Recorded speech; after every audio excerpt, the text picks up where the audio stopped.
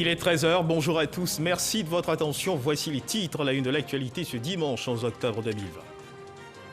En visite dans le nord du pays depuis jeudi dernier, le président Alassane Ouattara s'est rendu dans les régions du Poro et du Tchologo, où les populations lui ont réservé un accueil chaleureux et festif. À suivre dans cette édition l'ambiance qui a prévalu à son accueil. Il a procédé à l'inauguration de la voirie de Cinématiailly et de l'axe Ferké-Nation-Kong, fraîchement bitumé. En France, le doctorat honoris causa de l'École des hautes études internationales et politiques de Paris est décerné au Premier ministre Ahmed Bakayoko, une distinction qui vient récompenser la qualité de son parcours professionnel et politique.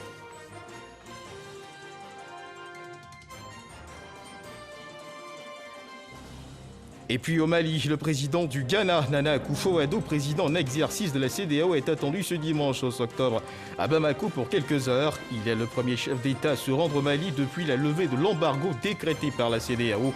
Voilà pour l'essentiel. Oui, bonjour à tous et bienvenue. Nous sommes dimanche et comme tous les dimanches, nous recevons un invité pour traiter d'une question qui fait l'actualité. Et ce dimanche, nous recevons sur ce plateau Florence Rajan. Florence Rajan, bonjour. Bonjour Monsieur Guivet. Vous êtes le directeur général de Millennium Challenge Account et avec vous Florence Rajan, nous allons parler ce 13 h de cet appel à partenaires lancé par le Millennium Challenge Account pour la construction de 3 à 4 centres de formation technique en partenariat avec le secteur privé afin de renforcer l'employabilité et la compétitivité des entreprises. Merci de votre présence sur ce plateau. Je vous remercie de m'avoir invité. Nous y reviendrons dans quelques minutes. Et avant donc cet entretien, prenons ensemble la direction du nord du pays où se trouve depuis jeudi dernier le chef de l'État Alassane Ouattara dans le cadre d'une visite familiale et de travail et de préparatifs de la présidentielle du 31 octobre. Le programme du chef de l'État pour cette journée se décline comme suite. Le président de la République Alassane Ouattara aura une rencontre avec les cadres, les chefs traditionnels et guides religieux des régions du Kabadougou et du Folon. Il procédera à l'inauguration du bitumage de l'axe Odiéné-Boundiali puis à l'inauguration du bitumage de l'axe Béléban-Odiéné. Le chef de l'État donc a marqué son arrivée hier à Odiéné sur le coup de 17 h. Odiéné, sa terre natale. C'est ce que nous dit Jérôme Kofi Abola. Le Kabadougou avec le président de la République, Alassane Ouattara, pour la suite et la fin de son déplacement dans le Poro, la Bagoué, le Tchologo et le Denguélé. Il est environ 17 h ce samedi quand se fait l'entame de cette étape à l'arrivée du chef de l'État à bord de son hélico à Odiéné, précisément à l'aéroport de la dite ville. Le président de la République y est accueilli par une foule immense, composite, en plus des officiels avec qui il a échangé des civilités.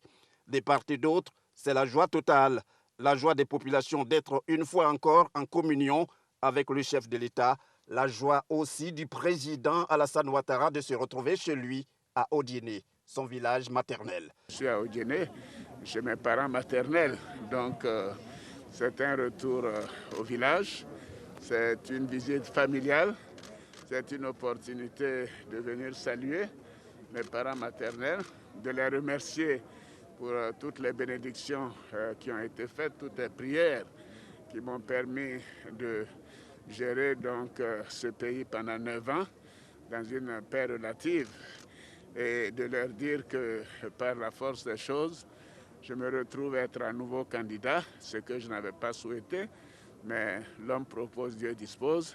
À Odiéné, comme dans chaque partie du pays où il se déplace, le président Alassane Ouattara se voit dans un microcosme ivoirien et c'est pour lui l'opportunité, comme c'est bien le cas ici, de parler en tant que président de la République de ce qui est convenable à la Côte d'Ivoire.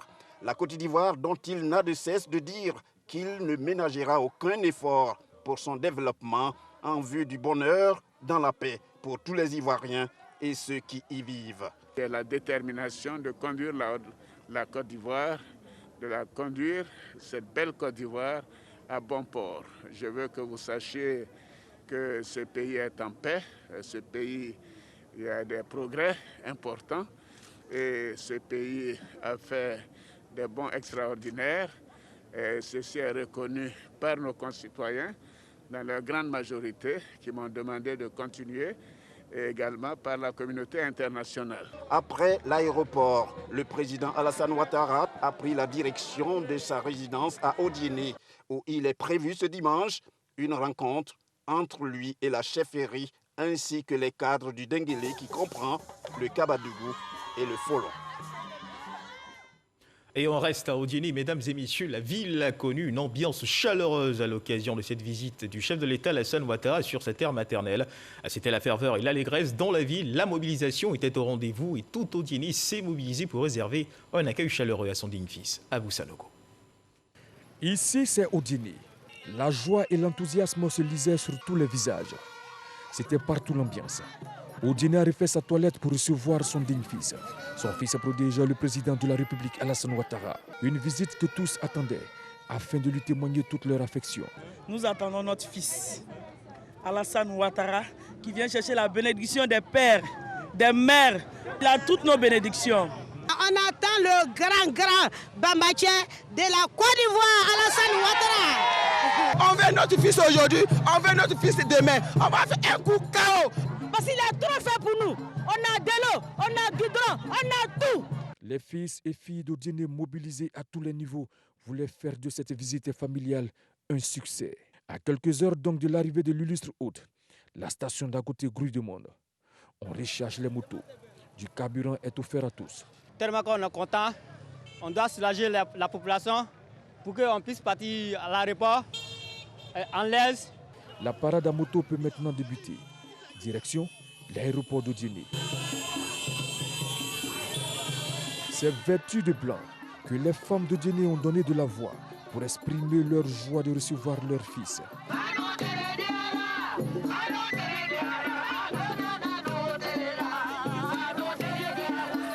Les danseurs de la région étaient de la partie, chacune dans son style.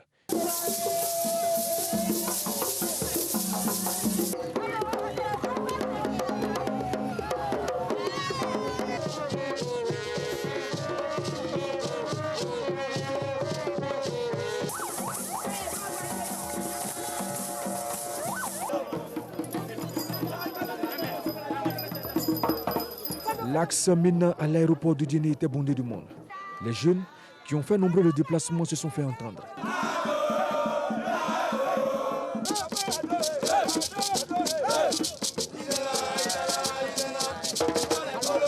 Les délégations sont venues de toutes les contrées de la ville d'Odiéné. À l'aéroport, les élus et cadres s'impatientent. Tous ont hâte de revoir le chef de l'État sur ces terres. En attendant son arrivée, l'ambiance est entretenue par les majorettes venues de Boaké.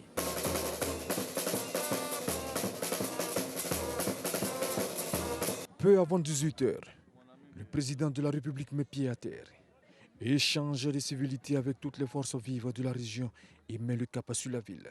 C'est la communion totale avec la population.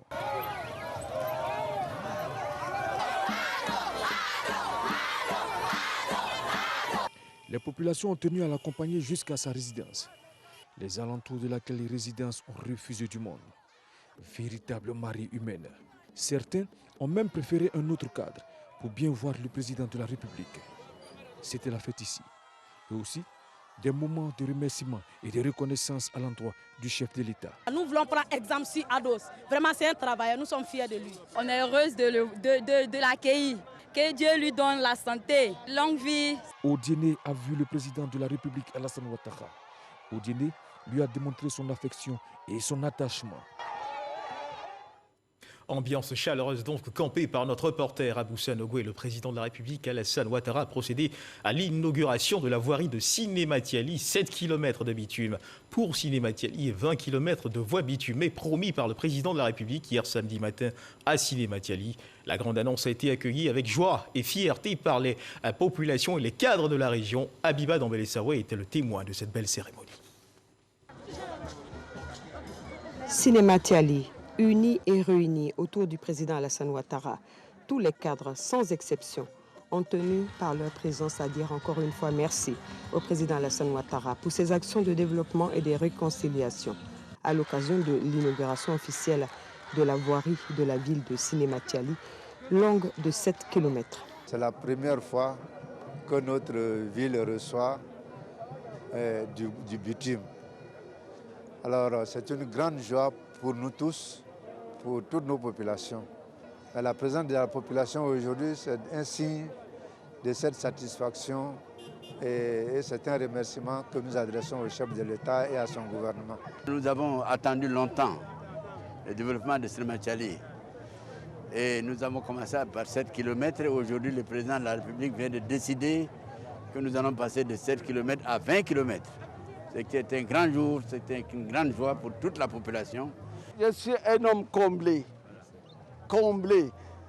parce que ce que j'avais rêvé, le jour où on a fait la réconciliation des cadres de Cinéma Thiali, c'est ce qui se réalise aujourd'hui.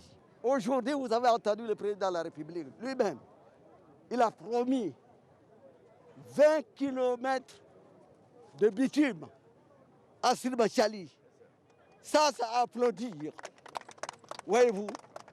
Et c'est grâce à l'entente des cadres de Cinéma Thiali.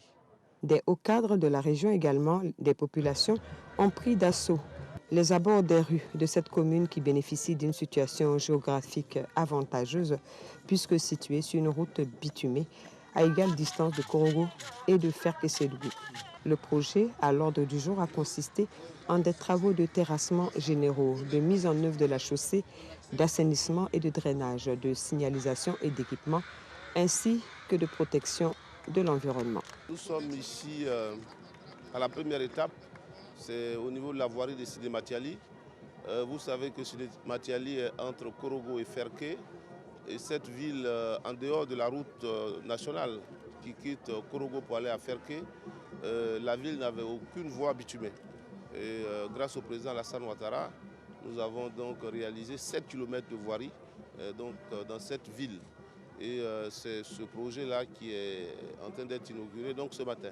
Le maire de Cinéma Thiali, très ému, a rendu un hommage au chef de l'État en ces termes. Pour matérialiser ce merci qui vient du cœur, nous avons décidé de donner votre illustre nom à une rue, la rue la plus longue et la plus belle, portera votre prestigieux nom, Boulevard Alassane Ouattara.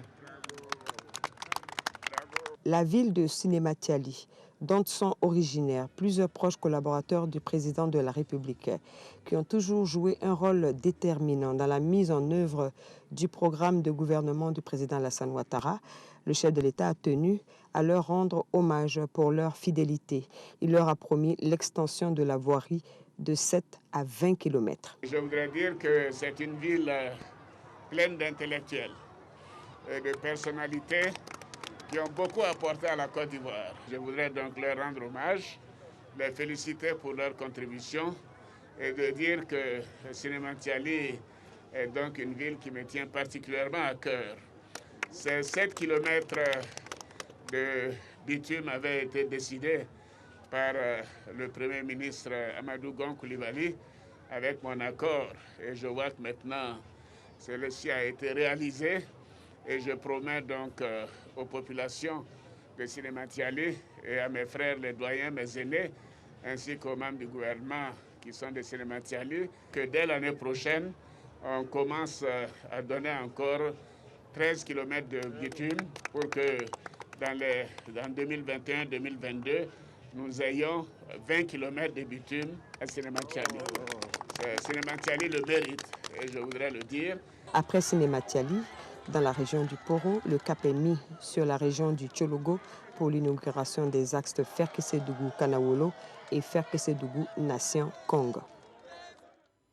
Et c'est aux alentours de 12h30 que le président Alassane Ouattara est arrivé à Kong, terre d'origine de ses parents paternels.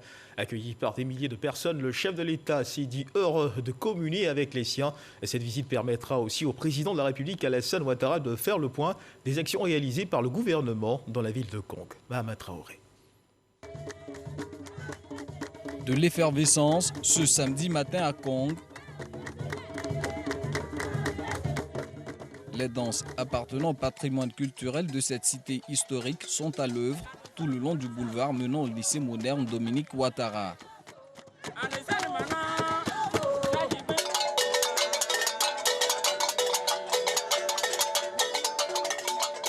La danse Madio, qu'on appelle ça en arabe, c'est une danse qui vient du prophète. C'est le prophète qui nous a enseigné de faire ça là. Comme on voit que c'est une joie pour nous ce matin. La communauté Woroso de Kong est aussi présente pour démontrer son savoir-faire. La danse là, Ça, on appelle Woroso. Voilà, si on est content ou bien s'il y a mariage, on peut dire en Djoula qu'ils ont volé la femme. Voilà, on va aller faire. Et puis si le président vient, on fait pour le président. Motif de cette ambiance carnavalesque, l'accueil que veulent réserver les populations de Kong à un des leurs, le président de la République, Alassane Ouattara. En témoigne cette affluence massive le long de l'artère principale de la ville. Il est de coutume chez nous, quand un enfant prodige revient au village, de lui manifester tout notre soutien, notre attachement indéfectible.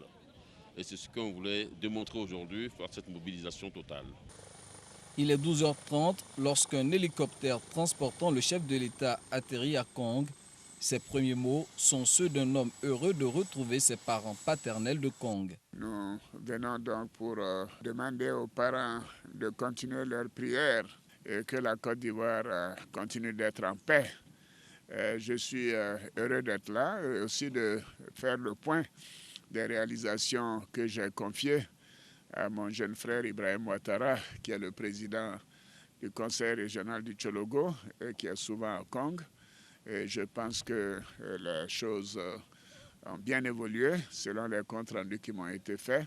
Mais c'est important de voir ça soi-même. Et c'est une bonne opportunité de voir ici comment les populations se portent.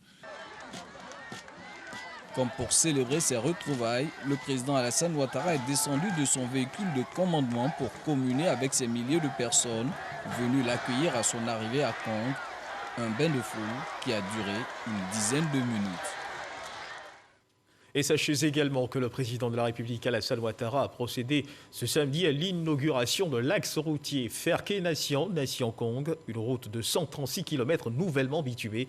Les travaux auront duré 42 mois, environ 83 milliards de francs CFA d'investissement. Cette route permet aux 3 départements de la région du Tchologo d'être reliés par le bitume. Un véritable coup de fouet pour le développement de la région, nous dit Kader Sogodougou. Ferké-Sédougou, il est 12h au quartier résidentiel. L'enfant du terroir est là. L'illustre fils Alassane Ouattara vient inaugurer officiellement la nouvelle route bitumée qui mène sur la terre de ses ancêtres Kong. En mettant au cou du député Traoré Drissa un morceau du ruban, tous savent que le président de la République vient ainsi de donner un coup d'accélérateur au développement du Tchologo. 136 km de route bitumée de Ferké à Kong en passant par Nation. Alassane Ouattara et son gouvernement sont au travail. C'est une route qui a créé des emplois. C'est une route également qui permet la fluidité du trafic. Et c'est une route qui permet de réduire les accidents puisqu'elle est praticable en toute saison. Je voudrais donc saluer le Premier ministre Amadou Gon Coulibaly qui a initié ce projet en relation avec le président du conseil régional du Tchologo, Ibrahim Ouattara, et bien évidemment les élus de la région du Tchologo. C'est une route qui est particulièrement importante pour moi et je voudrais les remercier d'avoir réalisé ce projet. Et ceci a été fait sous la conduite compétente du ministre de l'Équipement, Amédée Kouakou, que je voudrais saluer et féliciter à nouveau. C'est un jeune homme qui fait un excellent travail, que ce soit ici, dans d'autres régions comme à Abidjan. Une nouvelle route qui désenclave Kong et met le Tchologo sur la voie du développement. Une route bitumée qui rentre à Kong, c'est le paradis. Pour qui connaît Kong dans le passé, et depuis le début des années 80 à aujourd'hui, on sait bien que Kong était une rue non bitumée. Kong n'avait pas de bitume depuis l'indépendance. C'est à l'arrivée du président Alassane au pouvoir que nous avons vu le bitume. Vous savez, pour qu'un pays puisse se développer et aller à l'émergence, il faut que les biens et les personnes circulent. Le président a compris cette maxime, il a mis la Côte d'Ivoire en chantier, il a développé les infrastructures, mais il n'a pas oublié chez lui. Je voudrais saisir l'occasion au nom de l'ensemble des populations, surtout des populations de Badika, pour traduire notre infinie gratitude à son Excellence, le président Alassane Ouattara, ce grand bâtisseur d'État moderne, grand visionnaire pour cette route qui va transformer le quotidien des populations. Désormais, les voyageurs vers Kong seront transportés dans de meilleures conditions. Des cars climatisés sont prêts pour assurer la liaison vers tout le pays. Vous voyez derrière moi les cars climatisés, les cars neufs climatisés qui assurent désormais la ligne Ferké-Kong en toute sérénité avec des cars climatisés, Bouaké-Kong, Ferké-Kong, Odiéné-Kong, Dabakara-Kong, Abidjan-Kong, Korogo-Kong. À cette inauguration, les entrepreneurs ont tenu à saluer les chefs de l'État pour ces actions de développement qui garantissent la suivi de leurs activités. C'est une relance économique, ça nous permet aussi que non seulement au niveau de la technicité de la construction des voiries, alors aussi que ça crée une richesse pour nos PME en Côte d'Ivoire. Nous sommes très heureux pour les actes qu'ils posent. Les travaux de bitumage de l'axe Ferké-Nassiankong auront coûté environ 83 milliards de francs CFA. Comme partout où il est passé, Alassane Ouattara a eu droit à la chaleur des populations. Celle-là était particulière. L'effet familial oblige. Et dans l'agenda du chef de l'État, son arrivée à Kong hier dans la matinée, sachez que le président de la République a visité le poste de commandement mixte de lutte contre le terrorisme. Le chef de l'État a félicité les vaillants soldats qui, sans relâche, œuvrent pour la protection de la nation ivoirienne. Il les a également encouragés à toujours lutter pour la sécurisation de nos frontières dans le cadre de la lutte contre le terrorisme. Le président Alassane Ouattara a exprimé sa satisfaction à l'endroit des forces de défense et de sécurité. Au total, 1420 hommes engagés dans les opérations liées à la menace terroriste. Nous y reviendrons dans nos prochaines éditions. La France. En France, le Premier ministre Ahmed Bakayoko a reçu son doctorat honoris causa de l'École des hautes études internationales et politiques de Paris. Une distinction qui vient récompenser la qualité de son parcours professionnel et politique. Le commentaire est signé Alexis Ouedraogo. Ahmed Bakayoko, distingué docteur honoris causa de l'École des hautes études internationales et politiques de Paris. Il s'agit de la plus haute marque de distinction décernée par une université à une personnalité, une distinction qui vient récompenser la qualité d'un parcours professionnel et politique. Le 30 juillet dernier, vous êtes nommé Premier ministre de Côte d'Ivoire par le président de la République, son Excellence Alassane Ouattara, qui récompense par ce choix la constance et l'éminence de votre parcours professionnel et politique. C'est également cette constance et cette éminence professionnelle et politique que ce titre de PhD honoris causa souhaite honorer. Représenté par l'ambassadeur de Côte d'Ivoire en France, Maurice Bandama, le Premier ministre a dit toute sa fierté. L'honneur de ce titre touche d'autant plus l'enfant d'Agamé, commune d'Abidjan, la commune économique de mon pays que je suis, dans la mesure où il est la reconnaissance d'un long parcours. Mon parcours au service de la Côte d'Ivoire et des Ivoiriens. Mon parcours au service des habitants d'Abobo. Mon parcours au service des forces armées ivoiriennes qui assurent la défense de la nation. Mon parcours en tant que chef de gouvernement du peuple de Côte d'Ivoire. Pour le chef du gouvernement, cette distinction est aussi le symbole de l'excellente relation entre la France et la Côte d'Ivoire. Créé en 1918, le titre de docteur honoris causa honore des personnalités en raison des services éminents rendus aux sciences, aux lettres ou aux arts. Et on parle de santé à présent. Avagou est un village de la commune de Jacquesville. Depuis la construction du pont, le village s'agrandit et les besoins en infrastructures socio-sanitaires sont une priorité. Les villageois l'ont compris, ils viennent de doter la cité d'un centre de santé neuf. Il a été inauguré ce samedi. Michel Digré pour le reportage. Nous préférons maintenant aller nous soigner à Avagou.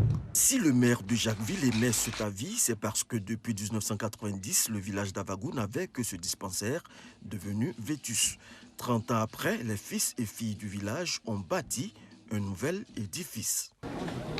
Les villageois d'Avagou ont décidé donc de construire cet ouvrage de centre de santé qui comprend donc les dispensaires, la maternité et la pharmacie, avec le logement de la femme intégrée. C'est une grande joie pour nous. Cela prouve que les populations ont compris que la santé est liée au développement. Le ministère de la Santé avec le gouvernement fait le maximum pour qu'on puisse rapprocher les services de santé auprès des populations. Mais également, nous sommes heureux lorsqu'il y a des initiatives privées. Le personnel soignant et les autorités sont satisfaits. Je suis très contente parce que c'est un centre qui est un peu détaché, qui permet à la sage-femme vraiment de mener ses activités sans problème.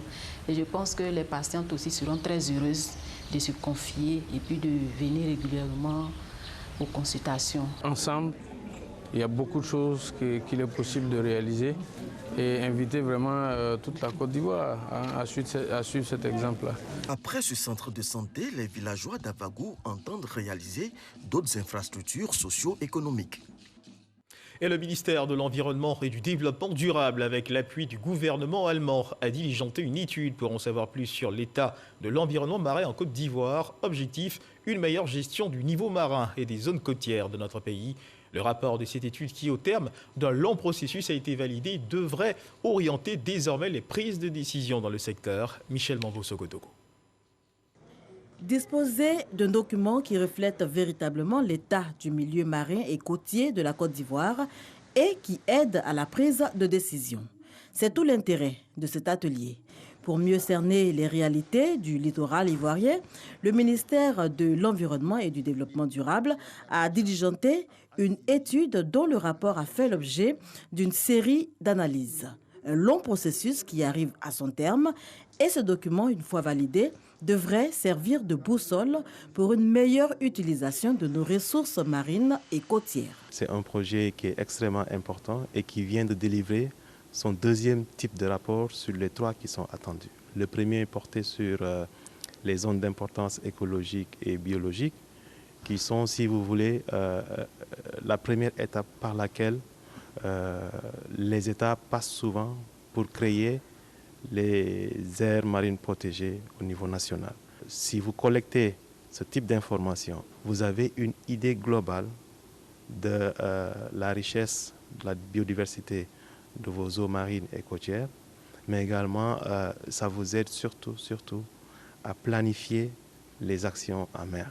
D'Assini à Grand-Bassam, en passant par San Pedro, toutes les régions qui composent le littoral ivoirien ont été visitées. Ce document se veut un document de consensus. Après les communautés, vous êtes aussi invités à donner, vous, experts, vos avis sur les informations fournies par ce rapport afin de le valider.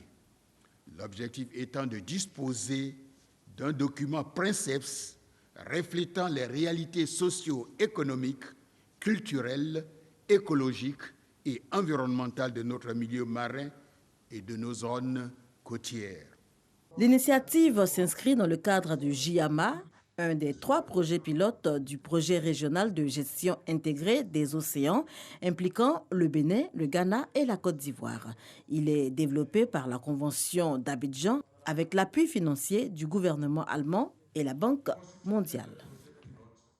Après une longue période d'attente, les habitants de Guézon, Binao, dans la sous-préfecture de Bangolo, peuvent enfin savourer le bonheur de bénéficier du courant électrique, rendu possible grâce aux efforts du ministre chargé des Affaires présidentielles, Téné Birahima Ouattara. La mise sous tension de Guézon-Binao, fusion de 2 villages, sonne le départ d'énormes opportunités socio-économiques, donc pour le développement, selon le président de la mutuelle. On écoute Walter Amadou Ouattara pour le reportage. La nuit tombée à Guézon-Binao, dans le département de Bangolo, les habitants ont recours aux lampes torches pour vaquer à leurs occupations. Les plus nantis utilisent les plaques solaires pour éclairer leur domicile et alimenter leur poste téléviseur. Lorsque nous payons ces antennes-là, ce sont eux-mêmes qui viennent installer et à chaque fin de mois, on paye. Voilà, comme l'électricité là, 9 000 par mois, jusqu'à un certain moment. Voilà, donc c'est vraiment très coûteux. C'est une somme estimée par exemple à 300 000. Pour ces populations, Guézon-Binao va amorcer son développement. L'électricité était attendue depuis l'indépendance du pays. L'électricité précède le développement. On va commencer à installer un marché. Ici, il n'y a pas de grande boutique. Donc, nous allons installer des magasins et puis permettre aux gens de venir, de s'installer et puis aider nos parents. Aujourd'hui, nos enfants seront sur le même niveau que ceux qui sont en ville. On estime la population à 1000 habitants. Aujourd'hui, les rues du village bénéficient de l'éclairage public. Une action rendue possible grâce à l'appui du ministre chargé des Affaires présidentielles, Téné Birahima Ouattara. L'année dernière, nous avons pu faire la mise sous tension du village de Soropan grâce au ministre des Affaires présidentielles, M. Téné Birahima Ouattara, qui a aussi entendu la doléance des villages de Guézon-Binao et qui nous a permis d'atteindre cet objectif-là en un laps de temps. Et au jour d'aujourd'hui, ces deux villages sont sortis, je dis, de l'obscurité. Vous le voyez vous-même. Elles sont heureuses, nos populations. Elles sont contentes, nos populations. Seulement, nous leur demandons de garder raison. Nous leur demandons de ne pas se faire manipuler. Nous leur demandons d'écouter le développement et non d'écouter les voix de la division, les voix des casses et surtout les voix du désordre. Selon le président de la mutuelle de développement, Guézon-Binao a été fondée en 1932. Et justement, dans l'actualité internationale, sachez que le président du Ghana, Nana Akufo-Addo, président en exercice de la CEDEAO, est attendu ce dimanche 11 octobre à Bamako, au Mali. Il est le premier chef d'État à se rendre au Mali depuis la levée de l'embargo décrété par la CEDEAO. Il vient faire le point de la transition politique, évoquer les prochaines étapes pour que les échéances électorales soient respectées. Le pays, le Mali, donc, retrouve sa place au sein de l'institution sous-régionale plusieurs semaines après avoir été suspendu, mais également après avoir été mis sous embargo. Et nous sommes dimanche, place à l'instant magazine de ce 13h. Nous avons sur ce plateau l'invité de ce dimanche, Florence Rajan. Bonjour. Bonjour. Vous êtes directeur du Millennium Challenge Account Côte d'Ivoire depuis janvier 2019, date de mise en place de la structure. Avant de rejoindre le MCACI, Florence, nous le disions à l'entame de cette édition, ce dont nous allons parler ce 13h se résume en cet appel à partenaires lancé par le Millennium Challenge Account pour la construction de 3 à 4 centres de formation technique en partenariat avec le secteur privé afin de renforcer bien sûr l'employabilité et la compétitivité des entreprises. Mais la première question que je suis tenté de vous poser, qu'est-ce que le programme compact du Millennium Challenge Account et quelle est sa particularité ? Non, mais merci, c'est un plaisir d'avoir cette opportunité de parler de ce beau programme. Alors ce programme, avant tout, c'est un don des États-Unis à la Côte d'Ivoire. C'est un don qui porte sur un montant de 525 millions de dollars et c'est la première fois que la Côte d'Ivoire obtient ce don. Il a fallu que la Côte d'Ivoire puisse être éligible à ces dons et pour cela, il fallait pouvoir atteindre un certain niveau de score dans l'évaluation que le MCC, c'est l'agence américaine qui octroie ces dons, Millennium Challenge Corporation, pour que le MCC puisse octroyer ces dons. Alors le compact, il a plusieurs volets. Il comporte un volet transport et un volet éducation. Il s'agissait entre les États-Unis et le gouvernement de Côte d'Ivoire d'identifier ce que seraient des leviers pour accélérer la croissance du pays. Ainsi ont été retenus dans le transport un volet portant sur la mobilité dans Abidjan à travers la réhabilitation de 4 grands axes stratégiques dans la ville d'Abidjan. Nous allons retravailler le VGE, nous allons retravailler les axes de la zone portuaire, également le boulevard de la Paix et la voie express de Yopougon. Dans le secteur de l'éducation, qui comporte notamment l'activité pour laquelle j'ai le plaisir d'être avec vous aujourd'hui, il s'agit notamment de construire des collèges, plus de 80 collèges de proximité dans 2 régions, Lecbéké et San Pedro, et également, donc vous venez de le signaler, de construire des centres de formation professionnelle. Si vous me permettez, je voudrais dire une particularité qui nous est cher dans ce programme, c'est qu'à côté des ouvrages, l'accent très fort est mis sur la capacité à accompagner la Côte d'Ivoire dans la mise en œuvre de réformes. C'est ce que nous appelons le soft, ce qui se verra moins que des réhabilitations d'axes dans Abidjan, mais qui aura tout autant, voire plus d'impact dans la durée et pour le bien-être des populations. Par exemple, dans l'éducation, c'est de pouvoir accompagner la construction des écoles en renforçant la formation des enseignants. C'est de pouvoir mettre au sein du ministère de l'Éducation en place des outils de gestion, des systèmes d'évaluation d'élèves. Et pour donner un exemple dans le secteur des transports, c'est tout le travail que nous faisons main dans la main avec les entités gouvernementales qui ont la charge de la gestion des infrastructures routières. Nous les accompagnons, pareil, dans la mise en place d'outils qui vont les aider à mieux gérer, à nous aider à mieux gérer l'entretien de ces infrastructures routières et ainsi de faire en sorte que nous ayons un réel impact dans la durée. C'est aussi un master, par exemple, en infrastructure que nous allons mettre en place. Alors Florence, juste avant de poursuivre notre entretien, nous allons ensemble, à Florence Rajan, suivre un élément qui devrait permettre à nos téléspectateurs d'en savoir davantage sur ce dont nous allons nous entretenir. Juste pour planter le décor de cet entretien, sachez qu'au niveau des dirigeants d'entreprise, la difficulté à recruter des techniciens qualifiés constitue un des principaux freins au développement de leur activité. C'est pour solutionner cette problématique que le Millennium Challenge Account Côte d'Ivoire a lancé mardi dernier ici à Abidjan un appel à partenaires pour la construction, comme vous le disiez à l'instant, de 3 à 4 centres de formation technique et professionnelle. Objectif donc, améliorer, rapprocher davantage les offres de formation des besoins du secteur privé. Les détails avec Lanciné Bakayoko. Afin de répondre aux véritables besoins des entreprises du secteur privé tout en faisant face à la problématique du chômage des jeunes, le gouvernement décide de promouvoir l'adéquation entre la qualité des formations et le marché du travail. Cette option de l'État, dont l'objectif est la recherche d'employabilité des jeunes diplômés, est soutenue par le Millennium Challenge Account MCA Côte d'Ivoire, initiateur de l'appel à partenaires destiné à la construction de 3 à 4 centres d'apprentissage technique et professionnel.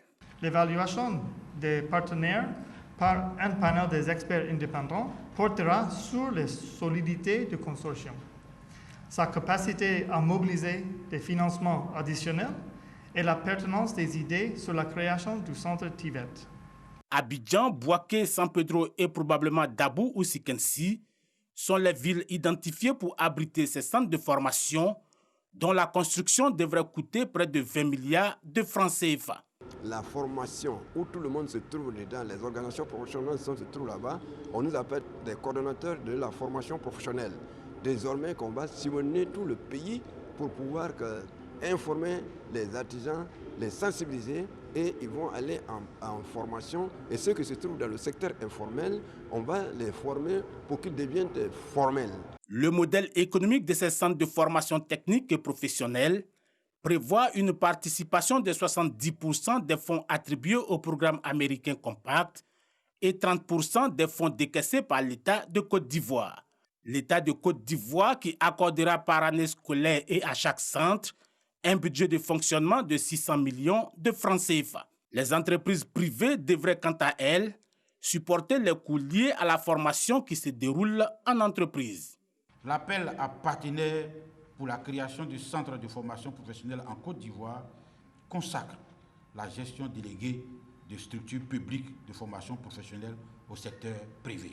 La gestion pédagogique des centres reposera sur l'approche par compétences APC avec au moins 50% du temps en entreprise. Au niveau des évaluations, les représentants des entreprises devraient également prendre part au jury des examens finaux. Alors Florence, l'élément qui précède confirme que vous avez bel et bien lancé un appel à partenaires pour la construction de 3 à 4 centres de formation technique et professionnelle. Quel est le profil de partenaires que vous recherchez justement pour vous accompagner dans cet objectif ? Oui, alors cet appel que nous avons lancé donc sous la présidence du docteur Brice Kouassi, secrétaire d'État en charge de l'enseignement technique et de la formation professionnelle, il s'adresse au secteur privé. Et ces porteurs de projets à qui nous nous adressons, ce sont des consortiums qui doivent se former dans 13 branches professionnelles. Les 13 branches professionnelles qui forment les secteurs de l'économie ivoirienne sont éligibles. Donc il s'agit de groupements, d'associations professionnelles, d'entreprises de ces secteurs d'activité, mais au sein de ces consortiums, nous demandons qu'il y ait nécessairement un partenaire technique du secteur de l'éducation pour pouvoir donc avoir un projet solide pour ces centres de formation professionnelle. Alors sur combien de temps court cet appel ? Alors l'appel que nous avons lancé ce mardi, il court sur une période de 4 mois. Nous donnons une période de 2 mois au consortium pour se former et élaborer une proposition qui vise à nous expliquer leur vision, leur modèle et leur capacité à gérer ces centres. Ensuite, nous prendrons 2 mois pour évaluer les propositions et notifier les présélectionnés. Et depuis mardi que vous avez lancé cet appel, est-ce que vous avez eu des retours de potentiels intéressés ? Oui, alors c'est très très intéressant d'être avec vous aujourd'hui puisqu'on sent cet engouement.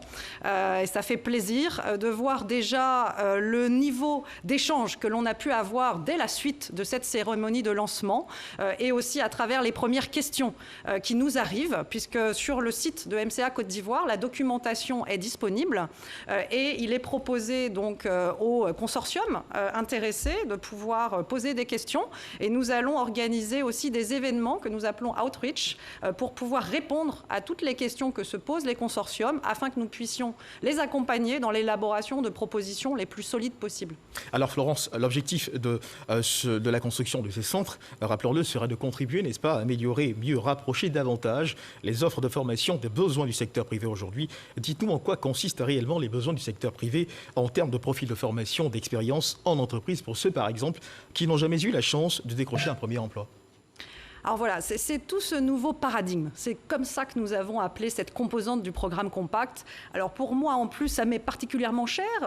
Avant de rejoindre MCA, j'étais directeur général d'une entreprise industrielle à Abidjan. Et je dois dire que le défi à laquelle ce programme répond, c'est véritablement comment faisons-nous pour rapprocher l'offre de formation du besoin des entreprises. Donc c'est comme ça qu'est dessinée cette approche. Nous l'appelons approche TIVET. Alors, TIVET, dans cette approche du programme Compact, nous demandons au secteur privé de formuler précisément les compétences dont ils ont besoin par rapport à là où ils se situent dans leur développement, à leur plan stratégique. De quelles compétences, de quels acquis ont-ils besoin, de quelle main-d'œuvre qualifiée, pour que nous soyons en parfaite adéquation et ainsi générer aussi des opportunités d'emploi, une meilleure employabilité des jeunes. Alors, je viens me saisir de l'occasion que vous me donnez pour vous poser une question, bien sûr avec votre permission. Ces centres, donc, une fois construits, devraient contribuer à corriger le problème identifié. Vous nous en donnez l'assurance ? Oui, alors je vais vous dire qu'il y a un niveau d'engagement, déjà de manière générale dans ce programme Compact, qui nous donne toute la confiance dans notre capacité à exécuter tout ce qui a été prévu entre les États-Unis et le gouvernement de Côte d'Ivoire. Peut-être un mot, si vous me permettez, sur le contexte de MCA Côte d'Ivoire, qui est une entité nouvelle, qui a été créée uniquement pour l'exécution de cette mission. La mise en œuvre de ce programme, qui a été créé par ordonnance et qui travaille en collaboration étroite avec les différents ministères qui sont en charge donc des secteurs de l'éducation, du transport, pour mettre en œuvre dans les délais impartis tout ce dont doit pouvoir financer. C'est très important parce que nous avons un temps imparti exactement de 5 ans pour mettre en œuvre ce programme. Et ce que je peux vous dire, c'est que le niveau d'engagement de toutes les parties prenantes nous donne cette confiance. Et c'est pour ça qu'aujourd'hui, il s'agit pour nous de mobiliser le secteur privé, parce que nous sommes convaincus que ce projet répond aux attentes du secteur privé. C'est une approche qui doit permettre de pouvoir réaliser cette adéquation dont vous parliez entre donc les formations qui sont disponibles, les besoins des acteurs économiques. Et nous ne doutons d'aucune manière de votre conviction sur ce sujet. Mais qu'est-ce qui marquera la particularité de ces centres en termes de formation délivrée ? Alors, justement, donc ce nouveau paradigme dont je parlais, il va se traduire par 2 conventions. Une convention entre donc, les partenaires du secteur privé qui seront retenus et l'État de Côte d'Ivoire qui va donc préciser la gestion déléguée au secteur privé pour piloter ces centres, et une deuxième convention entre les partenaires du secteur privé et l'entité dont je suis directeur général MCA Côte d'Ivoire pour la mise à disposition des fonds. Ce périmètre va nous permettre de travailler ensemble pour pouvoir répondre aux différents objectifs du programme et notamment un contenu très pratique. Il y a une chose à retenir qui doit nous donner donc la confiance sur la réussite, c'est que 50% de cette formation se réalisera sur le terrain et le contenu de cette formation sera écrit, rédigé par les acteurs économiques. Alors, juste avoir une ébauche de connaissances sur ce dont vous parlez. Et quels sont les profils d'étudiants qui pourraient éventuellement s'intéresser à ces centres ? Alors, les profils vont justement être définis par les opérateurs économiques qui vont donc soumissionner à notre appel et qui vont définir exactement les apprenants, le profil des apprenants qui vont pouvoir rejoindre ces centres en fonction du contenu de la formation. Il pourra s'agir de formation initiale, mais aussi de formation continue. Et ce sont les villes de Bouaké, San Pedro et d'Abidjan qui ont été choisies pour abriter ces centres ? Tout à fait. Il s'agit des 3 zones d'intervention du programme Compact Côte d'Ivoire, et notamment dans son volet éducation. Donc ainsi, effectivement, ces 3 régions ont été retenues et sont donc éligibles pour la construction de nos centres de formation professionnelle. Alors, y aurait-il un aspect que vous aimeriez aborder, que nous avons manqué d'aborder dans nos questions ? je voudrais essentiellement, par rapport à cette notion d'engagement dont je parlais, qui va nous permettre de réaliser tout ce que ce don doit pouvoir financer, engager. Et donc lancer cet appel, encore une fois, aux opérateurs du secteur privé de prendre connaissance de ce que nous avons mis en ligne, qui décrit le programme, et de pouvoir se réunir autour de cette vision qu'ils vont pouvoir déployer dans leurs propositions et ainsi arriver à une phase d'échange avec nous pour que nous puissions avoir les centres les plus innovants et ainsi créer un véritable modèle dans le secteur. C'était donc votre conclusion. Merci à Florence Rajan. Je rappelle que vous êtes le directeur général de Millennium Challenge Account Côte d'Ivoire depuis janvier 2019, date de mise en place de la structure, et vous étiez sur ce plateau pour nous parler de la construction de 3 à 4 centres de formation technique en partenariat avec le secteur privé afin de renforcer l'employabilité et la compétitivité des entreprises. Ainsi prend fin donc l'entretien de ce Dimanche Magazine. Merci de nous avoir suivis. Agréable dimanche. Dieu nous garde.